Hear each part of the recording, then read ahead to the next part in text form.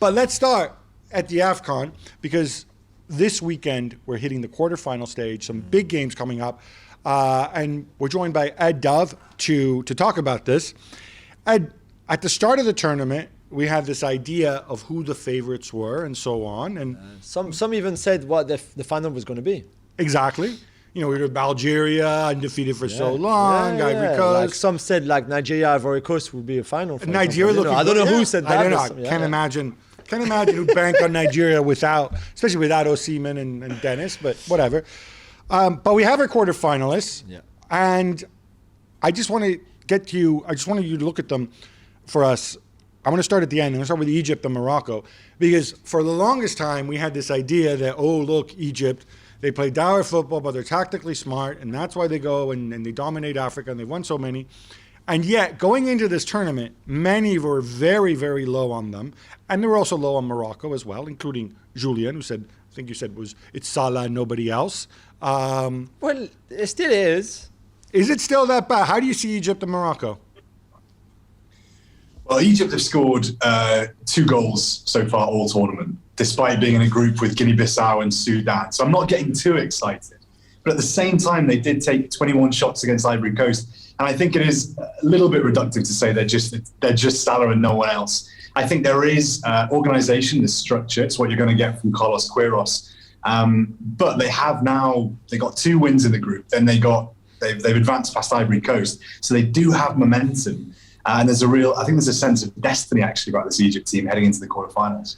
And they're playing Morocco. They're clear favorites. It's not like... What do you mean clear favorite? They're not clear favorite. They're favorite. Is Hakim Ziyech going to go and fly down and join all of a sudden mid-tournament?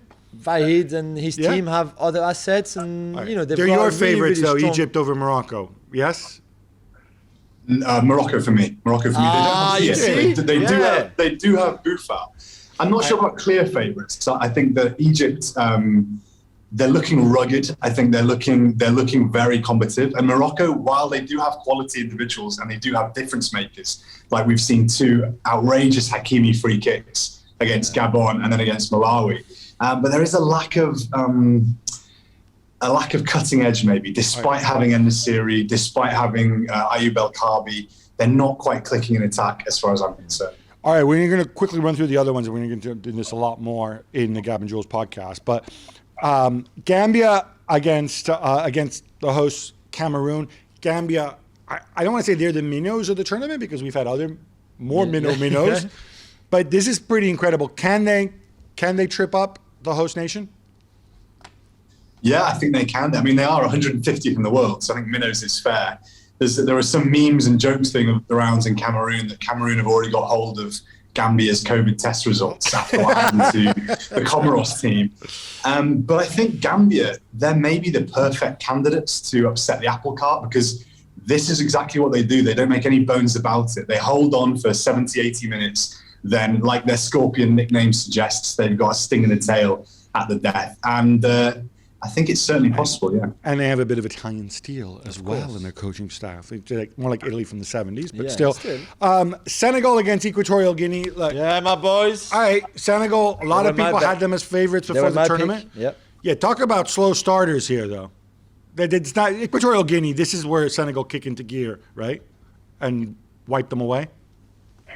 I'm not convinced. By the way, I did predict that Gambia and Equatorial Guinea would make the quarters. So, reminding me of the Ivory Coast Nigeria prediction, I did get this one right. And I think Equatorial Guinea can't be underestimated. They've got a very technical, a very robust, very physical midfield. And like you say, Senegal, they haven't clicked. They're still, as far as I'm concerned, they're lacking midfield creativity. And Sadio Mane obviously made the difference against Cape Verde, but he's not looking at his best as far as I'm concerned. And I don't think he'll be enough alone for Senegal to go the distance. This sounds like, so far, we got things pretty wide open. It's going to be great games. For the fourth quarterfinal, of course, is Burkina Faso against Tunisia. Burkina Faso coming through in that incredible. I thought it was pretty incredible, that penalty shootout. Tunisia's blown hot and cold, but coming strong again when it matters. But Burkinabes, are they our favorites here?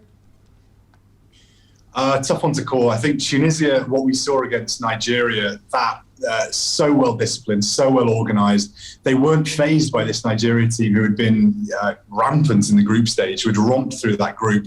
I think this one's a very tough one to call. I'd love to see Bertrand Traore really take the game by the scruff of his neck, because we see moments of excellence from him, which are then followed up by a skewed shot into the stands or a pass to the opposition. I would love it if he could really show what he could do in this fixture.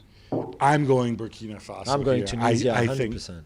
Really? Yeah. Wabi Kazri. Watch Wabi Kazri in the game. Wabi Kazri. Better late than never. Thanks so much for watching ESPN on YouTube. And for more sports highlights and analysis, be sure to download the ESPN app. And for premium content and live streaming, subscribe to ESPN Plus.